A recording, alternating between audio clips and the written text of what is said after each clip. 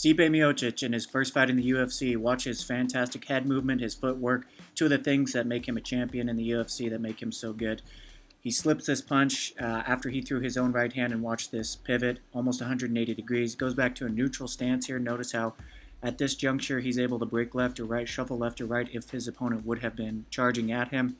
He's got fantastic footwork and fantastic head movement. And he breaks down, he's waiting here. Then he starts to shuffle back in. So here again, another thing that makes him so good is his ability to deal with opponents kind of bull rushing him. His opponent's coming at him, throwing a lot of punches, trying to connect with a haymaker. He gets out of range, and then once he's able to find a good angle, he shuffles, got a good angle, steps in with a punch, and then pivots out. Beautiful footwork, beautiful striking, and then he throws a leg kick to mix things up. Now let's take a look at his takedowns. His opponent's putting some pressure on him.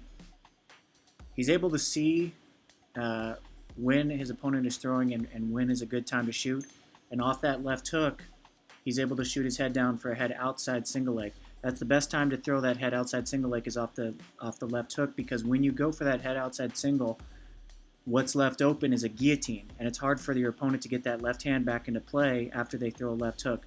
Perfect takedown, head to the outside. He's pulling with head pressure. He's pulling on the leg, a little bit of shoulder pressure. And his opponent's shin is in the middle of his two legs, and then he steps in, starts landing strikes from the top.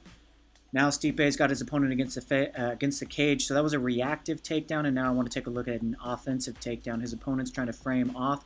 He shoves the back of the tricep, gets his hand out of the way, his opponent's forearm out of the way, drops down. I really like how Stipe attacks a single leg at a time, pulls his opponent out from the cage, and then drops down and attacks the backside leg. Stipe's got really good, a couple of takedowns that he's just really good at, and what makes him so good is his eyes. He has fantastic eyes, and he's great with his timing for those takedowns. So he just has one or two takedowns that he uses over and over. Now look at this leg kick. He posts his hand on his opponent's head and throws this leg kick. He throws it from punching range, so he's in striking range with his hands, and then he shoves his shin into his opponent's leg and then pushes off with his shin to end up, and if you look at the finishing position here, he's outside of kicking range. There's no way that his opponent can counter from where he's standing right now. That's another thing that he does really well. In and out, mixing up his strikes.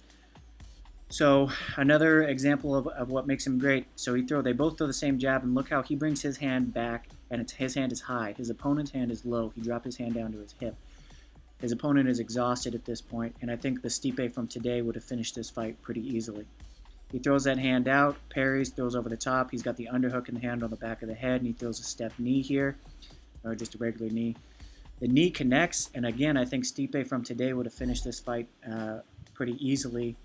I think that's something he got really good at as his career went on, was his ability to finish and his instinct for being just more aggressive and being the more aggressive fighter. But after that knee connects, it's just another example of how he diversifies his striking between his punches and his kicks and his knees.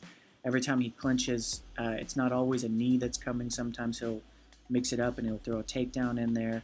He's very diverse, he's unpredictable, and he has a few things that he does really well. And again, he just has fantastic eyes and athleticism. This is the last clip I wanted to look at from his first fight. At this point, he recognizes that this is a bad shot. 90 seconds left in the fight, and he's still got the cardio and the conditioning to feel comfortable taking a shot like this. And that's the thing that I wanted to highlight here. So 90 seconds left in the fight. He realizes it's a bad shot. His opponent's sprawled out. He's not going to finish it, and he gets out. Now look at the finishing position here. Stipe is standing ready to go. He doesn't look exhausted. He doesn't look tired. His opponent is still on all fours on the ground, and that allows Stipe to come in.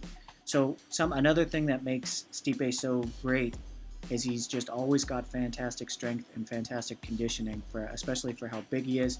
And it's his cardio that is another weapon that he utilizes very well in his fights.